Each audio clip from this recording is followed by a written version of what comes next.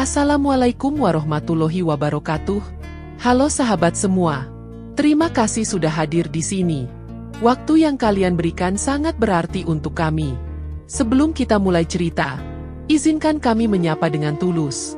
Semoga hari ini membawa ketenangan, rezeki yang luas, dan langkah yang ringan untukmu. Amin. Jangan lupa, dukung channel ini dengan cara subscribe, like, dan aktifkan loncengnya, agar lebih banyak orang yang bisa mengambil hikmah di dalamnya.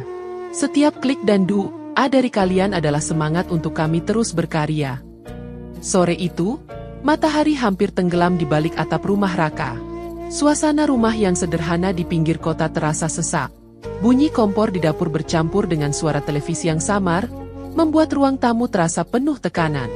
Kakek Samsuri duduk di kursi kayu dekat jendela.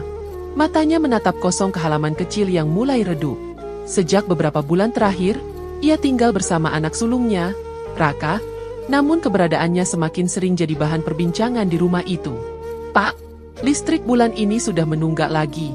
Kalau tidak dibayar, besok bisa diputus. Semua gara-gara bapak tiap malam nyalain televisi sampai ketiduran. Suara Sinta, menantu kakek, terdengar keras dari dapur. Tangannya sibuk mencuci piring, tetapi bibirnya terus mengeluarkan keluhan. Kakek Samsuri menoleh pelan. Maaf, Nak, kakek tidak sadar tertidur. Kakek akan lebih hati-hati, jawabnya lirih, hampir tenggelam oleh suara air keran. Raka yang baru pulang dari bengkel ikut masuk ke ruang tamu. Wajahnya kusut, tangan dan bajunya masih kotor oli. Sinta, jangan terlalu keras. Bengkel lagi sepi, uang juga tipis. Jangan semua salahkan bapak. Kalau bukan karena beliau, setidaknya listrik kita masih bisa hemat, Mas. Apalagi kamar belakang dipakai sendiri.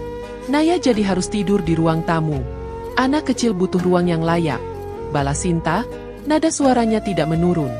Naya, cucu kakek yang baru berusia 8 tahun, muncul dari balik pintu kamar. Aku tidak apa-apa tidur di sini, Bu. Biar kakek tetap di kamarnya. Ucapnya polos. Namun kalimat itu justru membuat Sinta menoleh tajam. Sementara Raka menarik napas panjang. Sudahlah, Naya. Kamu belajar saja. Jangan ikut bicara, ujar Sinta cepat.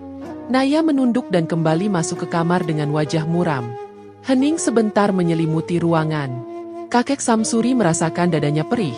Bukan karena penyakitnya, tetapi karena beban kata-kata yang menuding dirinya sebagai sumber masalah. Ia mencoba tersenyum, meski dalam hati ada rasa malu dan tidak berharga. Pak, mungkin lebih baik Bapak pindah dulu ke gubuk lama di kebun belakang. Sementara saja, sampai keadaan lebih longgar. Di sana Bapak bisa lebih tenang, tidak terganggu anak-anak. Ucap Sinta kemudian. Suaranya kali ini terdengar lebih halus, tapi jelas mengandung maksud tegas. Kakek Samsuri menatap Raka. Kalau memang itu lebih baik untuk kalian semua, kakek tidak keberatan. Raka tampak ragu. Matanya bergeser antara istrinya dan ayahnya. Sinta, apa tidak terlalu keras kalau harus begitu? Keras apanya? Kita semua juga butuh tenang, Mas. Lagi pula gubuk itu kan peninggalan ibu. Setidaknya masih layak ditinggali, jawab Sinta dengan nada yakin. Sebelum percakapan itu selesai, Mira, adik Raka, datang berkunjung. Ia mendengar pembicaraan sejak di pintu. Mas, Mbak, bagaimana bisa Bapak disuruh tinggal di gubuk tua? Itu tidak pantas. Beliau orang tua kita. Mira, jangan ikut campur. Kamu kan tidak tahu kondisi di rumah ini. Sementara saja, nanti kalau sudah ada rezeki kita atur lagi. Sahut Raka, mencoba menenangkan suasana, meski jelas ia lebih membela istrinya. Bapak sudah tua, Mas. Tidak seharusnya dibiarkan sendirian. Mira membalas dengan nada getir. Ketegangan makin terasa ketika Bowo, adik bungsu mereka, masuk tanpa permisi. Sudah ribut terus soal ini? Kalau memang Bapak jadi beban, lebih baik sertifikat tanah saja dipinjamkan ke aku. Bisa dijaminkan untuk pinjaman, nanti hasilnya juga bisa dipakai buat biaya rumah ini. Kakek Samsuri terkejut, tubuhnya menegang. Sertifikat itu peninggalan almarhumah ibumu. Nah, kakek tidak bisa sembarangan menyerahkan. Kenapa tidak bisa? Aku juga anakmu, punya hak. Kalau dibiarkan begini, semua ikut susah. Bowo meninggikan suara. Mira langsung berdiri. Kamu hanya memikirkan dirimu sendiri, Bowo. Itu tanah kenangan, bukan barang dagangan. Perdebatan berlangsung panas, suara meninggi, bahkan Naya yang sedang belajar di kamar ikut risak karena mendengar teriakan orang dewasa. Raka akhirnya memotong, cukup, jangan bertengkar di depan bapak. Ia menoleh ke ayahnya dengan wajah lelah. Pak, sementara bapak ikut ke gubuk dulu, biar suasana rumah tenang. Kakek Samsuri hanya menunduk. Ia merasa terpojok. Tubuhnya gemetar menahan rasa malu. Tidak ada kata lagi yang keluar dari mulutnya. Semua tatapan mengarah kepadanya, seolah ia memang biang masalah yang harus disingkirkan. Malam itu, setelah semua kembali ke kamar masing-masing, kakek Samsuri duduk sendirian di teras. Angin dingin menusuk, suara jangkrik terdengar jelas, tetapi yang lebih nyaring adalah suara hatinya sendiri. Ia merasa keberadaannya tidak lagi diinginkan. Rasa sakit yang menumpuk menekan dadanya, dan ia berusaha menenangkan diri dengan mengulang-ulang kalimat dalam hati. Jangan sampai keluarga ini pecah karena dirinya. Namun semakin ia menenangkan, semakin berat pula perasaan yang menghimpit. Bab ditutup di situ, dengan kakek Samsuri masih terdiam menatap gelap malam, sementara hatinya penuh luka yang tak terucapkan. Kalau sudah siap, mari kita mulai kisah yang penuh pelajaran ini. Malam itu, setelah perdebatan panjang di rumah Raka, kakek Samsuri berjalan pelan ke arah gubuk peninggalan almarhum istrinya. Teras rumah masih menyisakan dingin yang menusuk, sama seperti perasaannya yang kosong dan berat. Langkahnya goyah, membawa satu tas kecil berisi pakaian seadanya. Angin malam membuat tubuhnya semakin menggigil. Namun ia berusaha tegar agar tidak tampak rapuh. Begitu tiba, gubuk itu menyambut dengan keadaan yang jauh berbeda dari rumah Raka. Atapnya sudah lapuk, dinding kayu penuh lubang, dan bau lembab menyengat begitu pintu dibuka. Ia duduk di dipan bambu yang masih tersisa, menatap sekeliling dengan mata basah. Di sini lagi aku bernaung, gumamnya lirih, berusaha menenangkan diri. Keesokan harinya, hujan turun deras. Bocoran dari atap menetes tepat di dekat dipannya. Kakek menaruh ember plastik bekas untuk menampung air. Namun tetap saja lantai tanah becek dan dingin. Ia mengambil selimut tipis yang ia bawa, tetapi rasa sakit di lutut semakin parah. Ketika hendak minum obat darah tinggi, ia baru sadar persediaan sudah habis. Sore itu, Bu Yati, tetangga yang tinggal tak jauh dari gubuk, datang membawa sebungkus sayur. Pak Samsuri, saya bawakan sayur bening. Makanlah, jangan hanya minum teh saja, katanya sambil menaruh mangkuk di meja bambu. Terima kasih banyak, Bu. Maaf merepotkan. Obat saya juga sudah habis. Mungkin besok saya cari cara membelinya, ujar kakek dengan suara lemah. Kalau begitu, nanti saya bantu pinjamkan sedikit uang. Jangan dibiarkan begitu saja, Pak, jawab Bu Yati prihatin. Belum sempat ia menjawab, suara motor berhenti di depan gubuk. Bowo muncul dengan wajah tegang. Pak, saya cuma mau tanya lagi soal sertifikat tanah itu.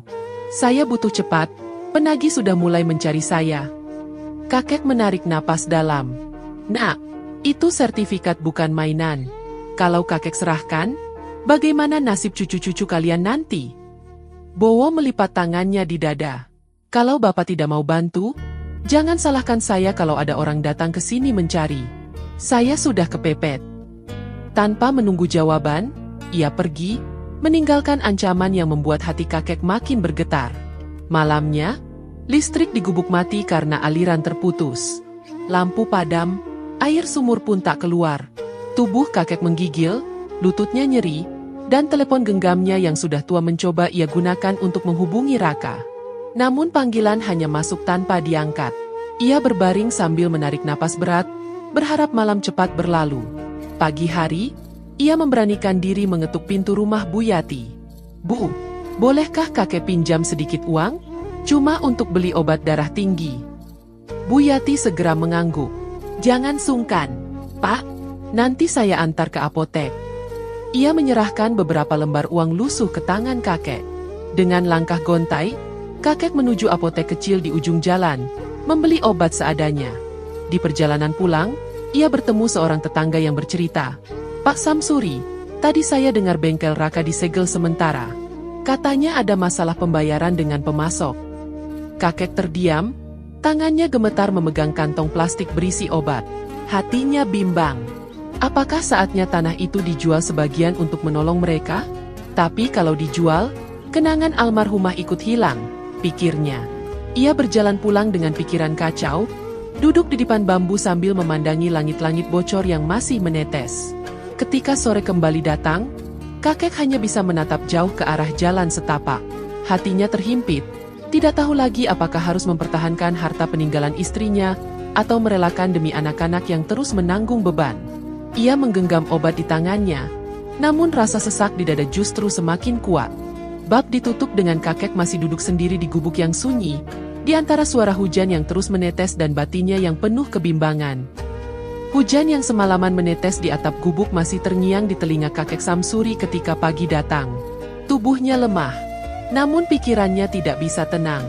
Obat sudah diminum, tetapi rasa sesak di dada tidak juga reda. Saat ia baru saja hendak beristirahat, telepon berdering. Suara Raka terdengar berat di seberang. "Pak, bengkel tidak bisa jalan tanpa modal.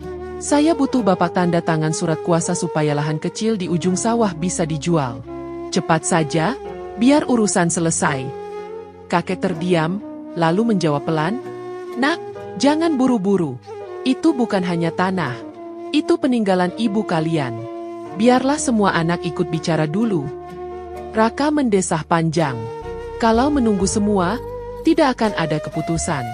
Sinta juga bilang, "Bapak selalu menunda. Nanti makin parah kalau usaha ini benar-benar tutup." Belum lama percakapan berakhir, ponsel kakek berbunyi lagi. Kali ini suara Sinta yang terdengar menusuk. "Pak, kenapa Mira ikut campur soal biaya sekolah Naya? Dia kirim pesan ke grup keluarga. Seolah-olah kami tidak sanggup membiayai anak sendiri. Semua jadi bahan ribut di rumah." Kakek mencoba menenangkan. "Mungkin maksudnya baik, Nak. Jangan salah paham." "Baik? Kalau baik, tidak akan menyinggung begitu. Dia selalu ikut campur. Saya lelah, Pak." Sambungan telepon langsung ditutup, meninggalkan kakek dengan napas terengah. Di grup keluarga, percakapan semakin panas.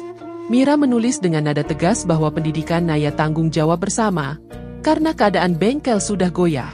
Sinta membalas dengan kalimat tajam, menyebut Mira mencari muka. Raka diam, hanya membaca. Sementara Bowo menambahkan bahwa masalah utama adalah utang bengkel yang tidak pernah selesai. Tak lama, Bowo menelepon Raka langsung dari warung kopi. "Mas, gadaikan saja motor bengkel itu. Kalau tunggu Bapak tanda tangan, kita semua keburu jatuh miskin." "Aku sudah coba." Rekanan menolak karena cicilan lama masih menunggak. Jawab Raka dengan suara keras. "Berarti semua salahmu, Mas. Kenapa tidak mengatur dari dulu? Aku yang harus menanggung malu di luar," bentak Bowo. Pertengkaran lewat telepon membuat suasana makin keruh. Raka menutup telepon dengan wajah merah padam, lalu duduk di kursi bengkel sambil menutup wajah dengan kedua tangan. Sore hari, kakek berjalan pelan menuju bengkel. Di tangannya ada rantang berisi nasi dan sayur sederhana yang ia masak dengan bantuan Bu Yati. Ia berharap bisa sedikit meringankan hati Raka. Namun begitu sampai, Sinta yang sedang menunggu di bengkel menyambut dengan senyum kaku. "Pak, terima kasih sudah datang. Tapi jangan di sini lama-lama. Pelanggan bisa tidak nyaman kalau lihat ada orang tua duduk di bengkel. Nanti mereka pikir usaha ini tidak profesional." Kakek menunduk. Kakek hanya ingin antar makanan, tidak lebih. Raka keluar dari ruang belakang, wajahnya lelah. "Pak, sebaiknya pulang saja dulu. Terima kasih sudah bawakan makanan."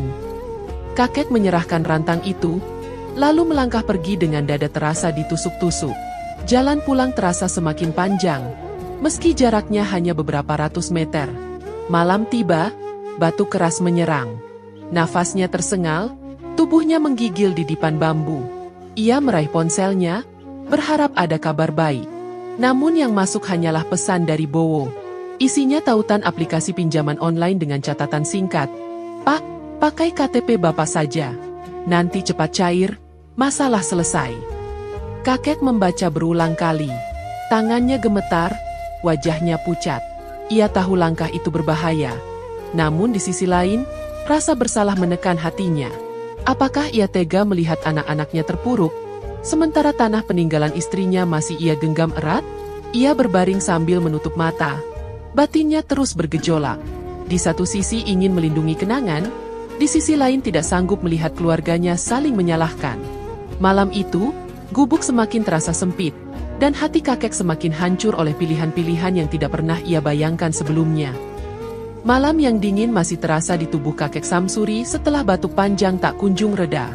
Lututnya yang nyeri membuat ia sulit bergerak. Ketika pagi tiba, ia berusaha menimba air sumur, namun tenaganya sudah jauh berkurang.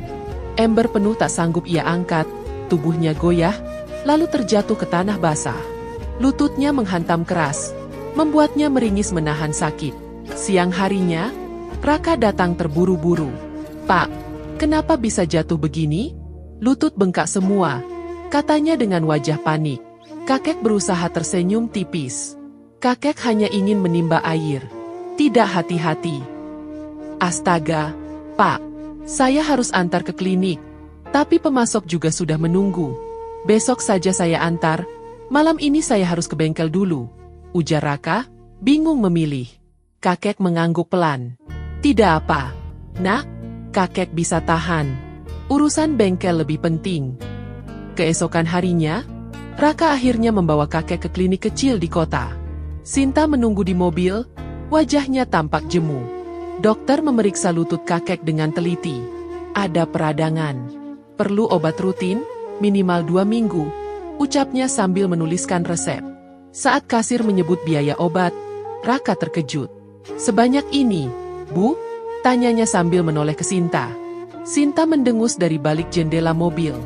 "Ambil secukupnya saja, Mas. Kalau terlalu mahal, siapa yang mau bayar bulan depan?" Raka kembali ke dalam. "Pak, mungkin obatnya diminum setengah dosis dulu, supaya hemat. Nanti kalau ada rezeki lagi, kita tambah." Kakek menunduk. Kalau itu bisa meringankan, kakek ikut saja. Sore harinya, Mira datang ke klinik dengan membawa termos kecil berisi sup hangat. "Pak, saya bawakan sup, biar Bapak cepat pulih," katanya sambil tersenyum. Namun belum sempat kakek berterima kasih, Sinta masuk dan melihat Mira duduk di samping ranjang. "Kamu ini apa maksudnya, Mir? Mau tunjukkan kalau kamu lebih peduli daripada kami?" Mira menatap balik. "Saya hanya ingin membantu, tidak ada maksud lain." "Kalau benar mau membantu, urus saja hidupmu sendiri. Jangan ikut campur di rumah tangga orang," balas Sinta ketus. Suasana tegang itu membuat beberapa perawat menoleh. Mira menahan air mata, lalu meletakkan termos di meja tanpa berkata lagi. Raka hanya diam, bingung menengahi, sementara kakek menatap keduanya dengan mata berkaca-kaca. Setelah pemeriksaan selesai, hujan deras mengguyur jalanan. Raka mengantar kakek pulang, namun karena aspal licin, kakek hampir terpeleset saat keluar dari mobil. Ia berpegangan pada pintu, tubuhnya hampir roboh. "Pak, hati-hati!" seru Raka cepat. Namun tak lama kemudian, ponsel Raka berdering. "Halo? Ya, saya segera ke bengkel," katanya singkat. "Pak, saya harus pergi dulu. Ada urusan pemasok. Bapak bisa jalan sendiri, kan?" Kakek mengangguk pelan. "Pergilah, Nak." Kakek bisa pelan-pelan. Raka buru-buru meninggalkan halaman, sementara kakek berjalan masuk ke gubuk dengan lutut yang masih bengkak. Selimut tipisnya terasa lembab, suara hujan membasahi atap bocor. Ia duduk di dipan, mencoba menahan rasa sakit. Malam itu, suara ketukan keras di pintu membuatnya terkejut. "Pak Samsuri, Bowo di sini, kan?" Katanya dia pakai nama bapak buat pinjaman. Teriak seorang lelaki asing. Kakek gemetar. Tidak ada Bowo di sini. Tolong jangan ganggu." "Kalau begitu, bilang pada anakmu, jangan lari dari tanggung jawab. Nama bapak ikut tercatat. Kalau tidak lunas, bapak juga ikut kena," bentak orang itu sebelum pergi. Kakek terduduk lemas, tangannya menggenggam lutut yang sakit. Rasa takut bercampur marah menyelimuti dada. Ia merasa semakin terpojok. Dalam diam, ia berbisik lirih, "Mungkin lebih baik aku tinggal di dekat makam ibumu, Minah." Tidak ada lagi yang harus repot karena aku. Matanya basah, tubuhnya bergetar, dan malam itu terasa lebih panjang dari biasanya. Malam panjang itu masih terasa di tubuh kakek Samsuri. Ketukan penagih utang semalam membuat dadanya berdebar tak tenang. Ia sadar, namanya kini terseret dalam masalah yang bukan perbuatannya. Lututnya masih bengkak, batuk belum reda, tetapi hatinya lebih sakit dibanding tubuhnya. Pagi itu, dengan sisa tenaga yang ada, ia memberanikan diri pergi menemui Pak Arif, seorang pengacara tua yang dulu sahabat dekat almarhum temannya. Pak Samsuri, sambut Pak Arif ramah, membantu kakek duduk di kursi kantornya yang sederhana. Sudah lama kita tidak bertemu. Ada apa pagi-pagi datang sendiri begini? Kakek menarik napas panjang. Saya tidak ingin anak-anak bertengkar terus soal harta.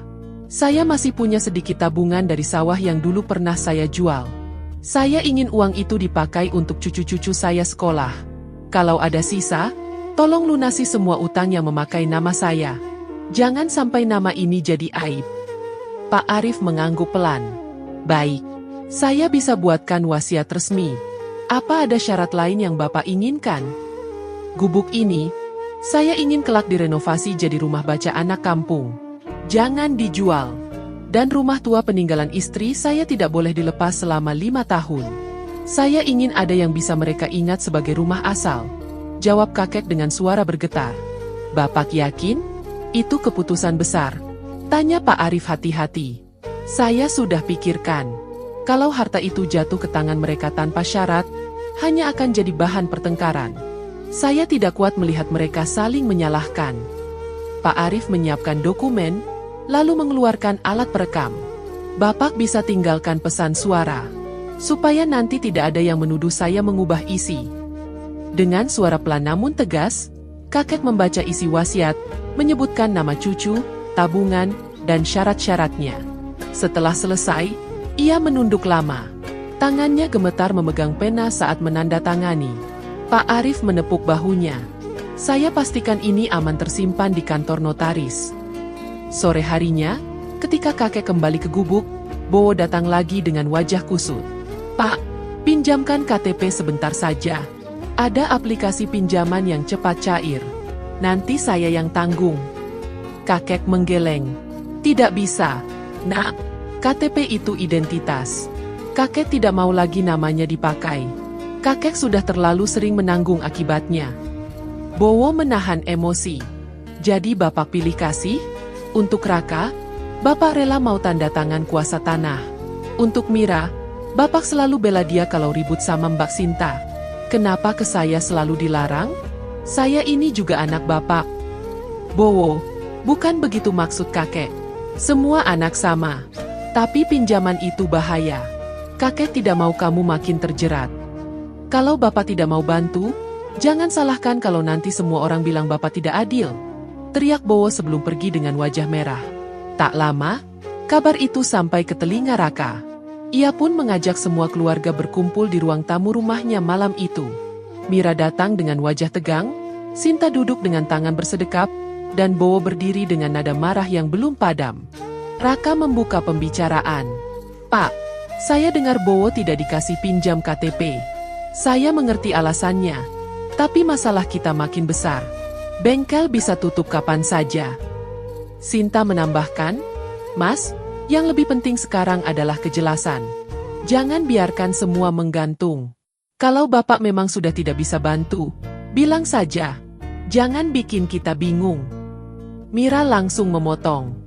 Bapak sudah bantu lebih dari cukup. Kalian yang terlalu menuntut. Harusnya kalian malu membebani orang setua itu. Sinta menoleh tajam. Mira, tolong jangan ikut campur.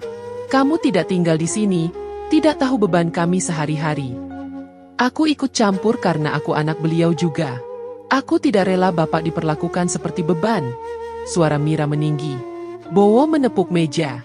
Jangan terus bela Bapak seolah kamu paling berbakti. Kalau kamu memang peduli, kenapa tidak ikut bayar utang bengkel? Cukup, seru Raka. Suaranya pecah. Kita di sini bukan untuk saling hina. Tapi kalau begini terus, kita tidak akan pernah punya jalan keluar. Ruangan hening sesaat. Kakek duduk diam, wajahnya pucat, Tangannya menggenggam lutut yang masih sakit. Ia menatap anak-anaknya satu persatu, hatinya bergetar. "Ayah," suara Raka melembut, "kami hanya butuh kepastian. Apa ayah masih bisa bantu atau tidak?" Kakek menunduk lama. Ia tidak menjawab. Di dalam hati, ia ragu apakah keputusannya sudah adil. Wasiat yang baru ditandatangani terasa berat untuk ia simpan sendiri. Tapi ia tahu, bila dibuka sekarang hanya akan menambah api pertengkaran. Ia bangkit perlahan, berjalan tertatih keluar ruangan tanpa sepatah kata. Semua menatapnya pergi, namun tak ada yang bergerak menghentikan. Malam itu, ketegangan tetap menggantung di udara, tanpa ada satupun keputusan yang tercapai. Suasana malam itu masih membekas di dada kakek Samsuri. Rapat keluarga yang berakhir tanpa keputusan membuat hatinya semakin berat. Pagi hari, kabar buruk kembali datang. Bengkel Raka bermasalah. Suku cadang yang dikirim ternyata palsu, pelanggan marah, dan pemasok menolak mengirim barang baru sebelum tunggakan lama dilunasi. Di rumah, Raka mondar-mandir dengan wajah kusut. "Pak, kalau begini bengkel bisa benar-benar tutup. Saya butuh pinjaman bank. Tolong, Pak, jadilah penjamin. Dengan rumah tua itu, pinjaman bisa cair cepat." Kakek menatapnya dengan wajah lelah. "Nak, jangan libatkan rumah itu. Kalau sampai hilang, kalian tidak punya lagi tempat pulang. Itu satu-satunya peninggalan ibu kalian."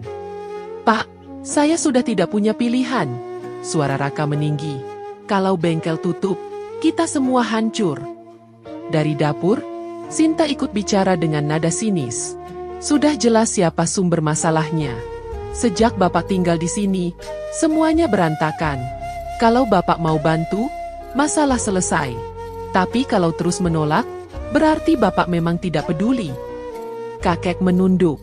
"Bukan begitu, Nak. Kakek peduli, tapi kakek takut rumah itu hilang." Sinta menepuk meja. "Peduli apa kalau tidak mau membantu? Selalu saja alasan. Mungkin benar, Bapak hanya jadi beban." Suasana makin panas. Mira yang kebetulan datang mencoba menengahi. "Mas, Mbak, jangan begitu. Kalau memang butuh uang, saya bisa jual perhiasan yang saya simpan. Mungkin tidak banyak, tapi cukup untuk bayar sebagian." Raka menggeleng dengan kasar. "Tidak cukup, Mir. Itu hanya setetes di tengah lautan. Masalah kami terlalu besar. Jangan pikir bisa menyelesaikan semua dengan itu." Mira menatap tajam. "Jangan remehkan niat baik orang lain. Lebih baik begitu daripada terus memaksa Bapak." Bowo tiba-tiba masuk dengan wajah murung. "Kalian ribut saja. Sementara aku sudah cari jalan keluar. Aku pakai data KTP Bapak untuk daftar pinjaman online. Besok uangnya cair." Kakek langsung pucat. "Apa? Kamu apa-apaan, Bowo? Itu bisa membunuh nama kakek. Kenapa seenaknya begitu? Daripada bengkel mati dan semua orang susah, lebih baik begitu. Bapak ini kenapa sih? Tidak pernah bisa percaya sama anak sendiri." Bowo membantah keras. Belum reda amarah itu, malamnya gubuk kakek kembali didatangi penagih. Dua lelaki muda mengetuk pintu keras. "Pak Samsuri, pinjaman belum dibayar. Kalau tidak bisa, barang-barang di sini kami bawa dulu." Kakek gemetar. "Saya tidak tahu apa-apa. Itu bukan urusan saya. Nama Bapak ada di data. Jadi jangan berkelit." Salah satu penagih mendorong pintu, mengambil kursi bambu dan kipas angin tua yang ada di ruang depan. "Jangan. Itu satu-satunya barang yang masih kakek pakai." Kakek berusaha menahan, tetapi tenaganya tak sanggup. Barang-barang itu dibawa keluar begitu saja. Pagi harinya, Mira kembali datang. Ia melihat kursi hilang, wajah kakek pucat, dan segera menanyakan. Setelah mendengar cerita, ia menangis. "Pak, kenapa semua ini bisa terjadi? Apa salah Bapak sampai harus diperlakukan begini?" Kakek hanya terdiam. Rasa kecewa pada anak-anaknya makin dalam. Ia ingin marah, tapi justru takut kata-katanya membuat hubungan semakin rusak. Sore itu, masalah lain muncul. Naya demam tinggi. Sinta panik, lalu menyalahkan keadaan rumah. Ini semua karena dana habis untuk tutup komplain bengkel. Rumah ini sudah tidak layak. Anak jadi sakit. Semua gara-gara kita terus kekurangan. Raka berusaha menenangkan, tapi nada Sinta terus naik. Kalau Bapak mau tanda tangan dari dulu, kita tidak sampai begini. Semua kembali ke Bapak. Kakek terdiam, matanya basah. Dalam hati ia merasa terpojok. Seakan semua kesalahan ditumpahkan kepadanya. Ia takut, bukan hanya namanya yang rusak, tapi keluarganya benar-benar hancur di depan matanya. Malam itu ia duduk sendirian di gubuk yang semakin kosong. Suara tangisan Naya di kejauhan terdengar samar. Dadanya sesak, dan untuk pertama kali ia benar-benar merasa tidak lagi punya tempat di hati anak-anaknya. Malam yang panjang di gubuk itu belum selesai menekan batin kakek Samsuri. Suara tangisan Naya yang masih teringat membuat dadanya semakin sesak. Pagi berikutnya, ia dipanggil ke rumah Raka. Begitu masuk, suasana tegang langsung terasa. Sinta sedang melipat pakaian, sementara Raka berdiri dengan wajah keras. "Pak," suara Raka datar, "mulai sekarang, Bapak jangan terlalu sering ke rumah. Kami butuh ketenangan. Barang-barang Bapak juga sudah kami rapikan." Kakek terdiam. "Nak, apa memang harus begitu? Kakek tidak pernah ingin merepotkan." Sinta langsung menyambar. "Ini sudah keputusan bersama. Jangan buat kami merasa bersalah. Lebih baik Bapak digubuk saja. Toh itu rumah peninggalan ibu juga." Kakek menunduk. Matanya basah. "Kalau itu yang kalian inginkan." Saat Sinta mulai memasukkan baju kakek ke dalam kardus, Mira datang dengan langkah cepat. "Apa-apaan ini? Kenapa barang Bapak dikemas seperti barang dagangan?" "Jangan ikut campur, Mir," balas Sinta dengan wajah panas. "Kamu selalu datang hanya untuk memperkeruh suasana. Ini rumah kami, bukan rumahmu." "Rumahmu? Lalu Bapak yang membesarkan kalian, sekarang diperlakukan begini?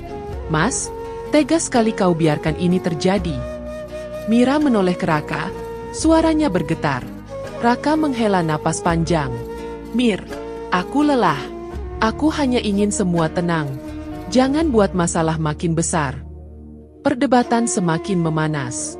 Pada saat itu, dua penagih utang tiba-tiba datang mencari Bowo. "Mana Bowo?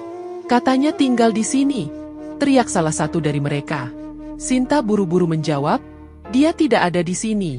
Urusan dia jangan dibawa ke rumah ini." Namun Bowo memang tidak muncul. Ia menghilang entah kemana, meninggalkan semua beban di belakang. Warga yang melihat keributan mulai berkumpul di depan rumah. Bu Yati berdiri di halaman dengan wajah prihatin. Ia mengangkat ponsel, merekam kejadian sebagai bukti. Sinta menyadari hal itu. "Bu Yati, hapus rekaman itu. Ini urusan keluarga kami," teriaknya keras. "Tidak bisa, Mbak. Semua orang sudah lihat bagaimana kalian memperlakukan orang tua sendiri," jawab Bu Yati lantang. Mata Sinta membelalak, wajahnya memerah. "Kalian tidak tahu apa-apa. Jangan campuri." Kerumunan semakin ramai, suara bisik-bisik warga membuat suasana panas. Kakek yang membawa kardus berisi pakaian mencoba keluar dari rumah. Tangannya gemetar, lututnya lemah. Saat melangkah di teras yang basah, kakinya terpeleset. Kardus jatuh berserakan, tubuhnya terbanting ke tanah. "Nenek!" teriak Naya dari dalam rumah, berlari kecil lalu menangis keras. "Ayah, tolong kakek!" Namun Raka sedang sibuk menempelkan ponsel di telinga, berbicara dengan pemasok. "Halo, tolong beri saya waktu. Saya janji akan bayar." Ia bahkan tidak menoleh ke arah ayahnya. Mira berlari memeluk kakek. "Pak, bertahan. Jangan pingsan lagi." Air matanya jatuh membasahi tangan kakek yang dingin. Beberapa warga ikut membantu mengangkat tubuhnya. Setelah beberapa menit, kakek tersadar kembali, meski wajahnya pucat. "Kakek tidak apa-apa," ucapnya lemah, berusaha bangkit walau lututnya bergetar. Malam itu, kakek akhirnya dibawa ke klinik. Dokter berkata ruang rawat penuh, hanya bisa memberi obat pengurang sakit. "Kalau begitu, biarkan saya pulang saja," kata kakek lirih, tak ingin membebani lebih jauh. Ia kembali ke gubuk dengan tubuh ringkih. Nafasnya pendek-pendek, selimut tipis menutup setengah badan. Dalam hati, ia mulai merasa waktunya tidak panjang lagi. Namun, bukannya menyimpan dendam, ia justru berusaha menenangkan batinnya. Kalau memang ini jalan hidupku, biarlah. Aku hanya ingin memaafkan, meski sakit ini belum reda. Bisiknya pelan, matanya menatap gelap langit-langit gubuk. Malam itu, ia tertidur dengan rasa sesak di dada, diiringi suara hujan yang jatuh perlahan di luar. Malam terakhir yang penuh sesak di gubuk itu akhirnya menutup perjalanan panjang kakek Samsuri. Nafasnya pendek-pendek, tubuhnya lemah. Dan di pagi yang tenang ia menghembuskan napas terakhir di hadapan Buyati yang sedang menyiapkan sarapan. Pak Samsuri. Suara Buyati gemetar, namun wajah kakek tampak tenang, seolah tidak lagi menanggung sakit yang lama ia simpan sendiri. Kabar cepat menyebar. Raka datang dengan wajah kaku, Sinta menunduk tanpa banyak kata, dan Bowo muncul belakangan sambil berdalih baru pulang dari luar kota. Mira berlari sambil menangis keras, memeluk tubuh ayahnya yang sudah kaku. "Bapak, maafkan kami," suaranya pecah di hadapan semua orang. Pemakaman berlangsung singkat. Raka buru-buru pamit dengan alasan harus mengurus bengkel yang nyaris bangkrut. Sinta sibuk menenangkan Naya yang menangis tanpa henti. Sementara Bowo berbisik pada warga bahwa ia sedang mencari uang untuk biaya tahlil. Mira tetap di samping pusara hingga tanah terakhir ditabur, menolak beranjak meski hujan tipis mulai turun. Sore harinya, suasana rumah Raka berubah. Seorang kurir datang membawa amplop resmi dari kantor notaris. Kepada keluarga almarhum Samsuri. Undangan pembacaan wasiat. Demikian tertulis. Semua yang hadir saling berpandangan, udara seketika dingin. Sinta memecah keheningan. Pasti Mira yang atur semua ini. Dari dulu dia yang paling sok peduli. Jangan-jangan dia sudah bekerja sama dengan notaris. Mira terperanjat. Apa-apaan? Mbak? Saya bahkan tidak tahu soal ini. Bapak sendiri yang pasti sudah menyiapkan. Bowo menepuk meja. Jangan percaya. Bisa saja Raka yang sembunyikan aset. Dari dulu dia paling dekat dengan Bapak. Siapa tahu ada tanah atau tabungan lain yang tidak dibicarakan. Jangan asal tuduh. Bowo. Raka membalas dengan suara tinggi. Aku bahkan tidak tahu Bapak punya wasiat. Kalau aku tahu, aku tidak akan pusing begini. Pertengkaran pecah di ruang tamu. Naya yang duduk di pojok menutup telinganya. Menangis ketakutan melihat orang dewasa saling berteriak. Mira memeluk Naya, berusaha menenangkan. Jangan dengarkan mereka. Nak, sudah cukup. Namun Sinta kembali menuding. Mir, berhenti berpura-pura jadi penyelamat. Semua orang tahu kamu yang selalu membela Bapak. Dan sekarang hasilnya kamu dapat keuntungan. Kami tidak bodoh. Mira menahan tangis. Aku tidak butuh apa-apa. Mbak, aku hanya ingin keputusan adil sesuai keinginan Bapak. Kenapa sulit sekali kalian percaya? Malam tiba, ketegangan tidak reda. Raka diam-diam mendatangi rumah Buyati.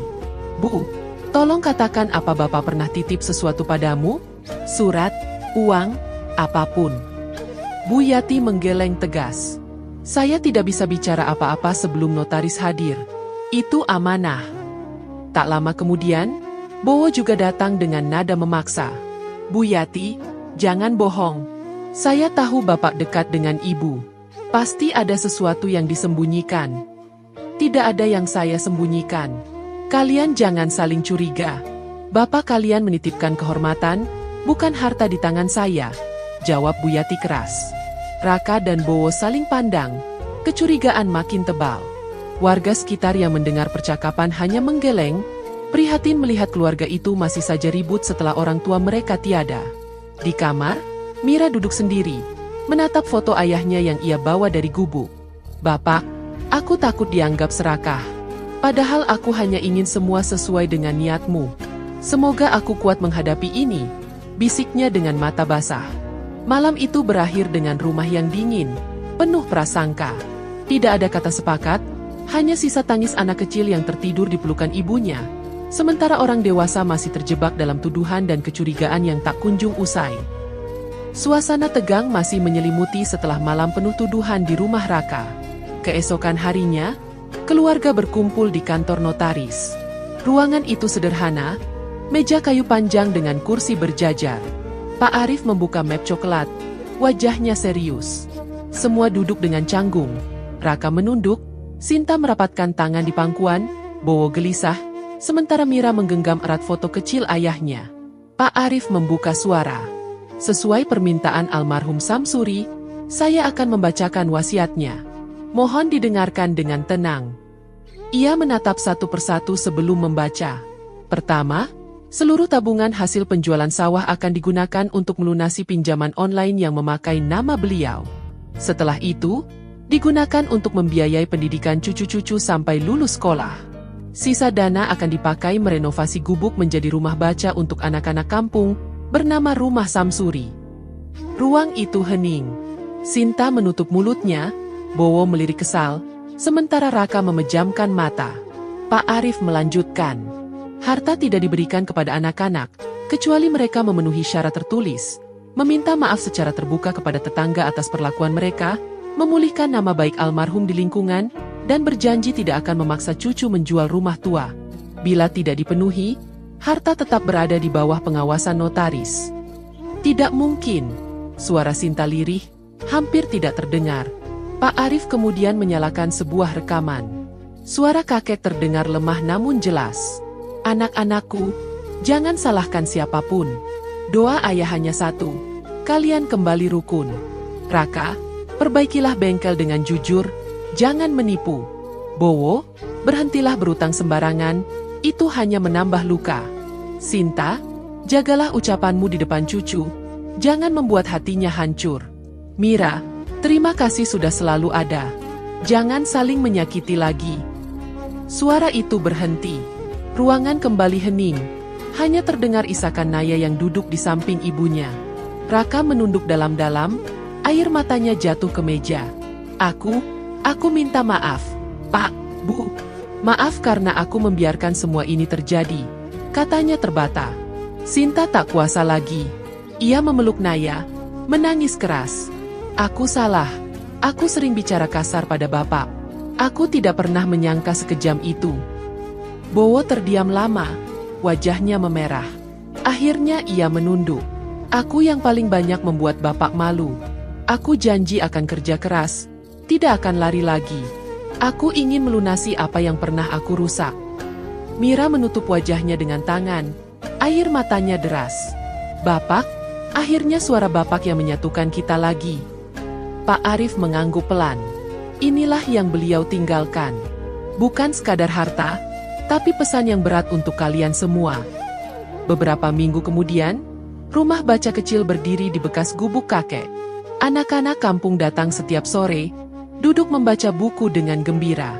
Keluarga mulai rutin berkumpul di sana, bukan untuk bertengkar, tapi untuk menjaga warisan. Foto kakek dipajang di dinding dengan bingkai kayu sederhana. Setiap kali mereka lewat, seolah suara itu masih terdengar, menuntun mereka agar tidak lupa. Di dalam hati masing-masing, ada tekad baru, menjaga nama baik seorang ayah yang dulu mereka sisihkan, tapi ternyata justru menyelamatkan mereka semua dengan cara yang paling tulus. Hari demi hari berlalu, dan setiap kali mereka berkumpul di rumah baca itu, selalu ada satu kursi kosong di sudut ruangan.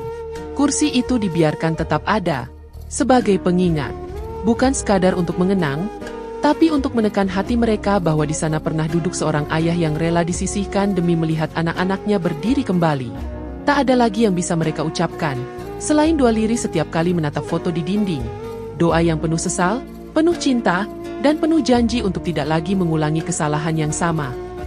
Terima kasih sudah setia menyimak kisah ini sampai akhir. Setiap menit yang kalian luangkan adalah penghargaan besar untuk kami. Dari cerita ini kita belajar bahwa keluarga dan cinta tidak selalu sempurna, tapi jangan pernah berhenti menghargai orang-orang terdekat kita sebelum semuanya terlambat. Kami mohon dukungan dengan subscribe, like, dan share agar cerita-cerita penuh makna ini bisa terus hadir menemani hari-hari kalian. Semoga apa yang kalian dengar hari ini menjadi pengingat, sekaligus doa baik untuk langkah ke depan. Sampai jumpa di kisah berikutnya. Wassalamualaikum warahmatullahi wabarakatuh.